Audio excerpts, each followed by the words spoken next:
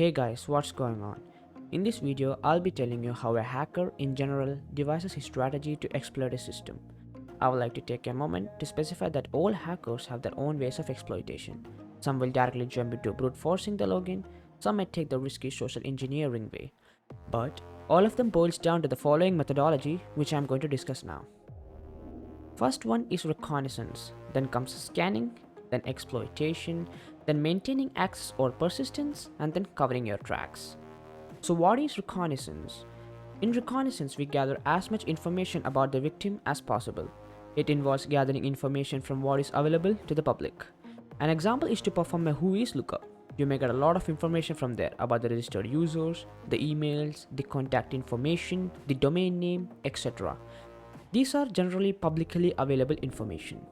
From the mails or contacts we just got, one can perform a wide range of social engineering attacks. Not only this, there are a multitude of other ways too. Then comes scanning.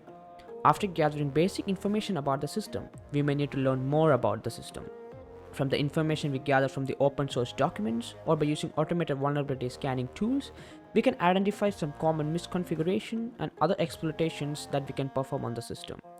Who knows, a highly sophisticated web app might have the simplest misconfiguration. This stage plays an important role in developing our exploit and act accordingly. The third step is exploitation, the most exciting part of ethical hacking. In this stage, based on vulnerabilities we gather from scanning, we prepare an attack vector and use it on the system. Some may fail, and that is why a better scanning allows us to identify more vulnerabilities in a system. The actual hacking takes place in this stage. Well, if nothing works, you can always exploit the weakest link in any security, the human mind. Yes, social engineering has been so successful that even if you go to bug bounty websites, they emphasize that social engineering on the company's employees is not at all acceptable. The next step is to maintain access or persistence. After you have found your way into the system, you might need to maintain the access. What happens if the machine shuts down or the server becomes offline?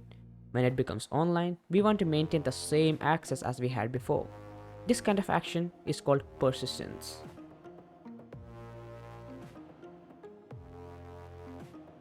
Then, the final step is covering your tracks. After we have successfully hacked the machine, we might want to erase every possible tracks we left behind.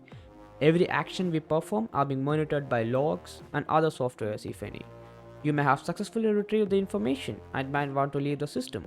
So before leaving, you have to dust off all the activities, logs, footprints, temporary files, etc. which are left behind. If you really want those FBIs to show up knocking on your door, well, you might want to skip this step. So, getting rid of the evidence is the final step in our methodology. So friends, that was it for this video. From next video onwards, we will be starting to get our hands dirty and learn stuff by doing it. So guys, brace yourself, the journey begins.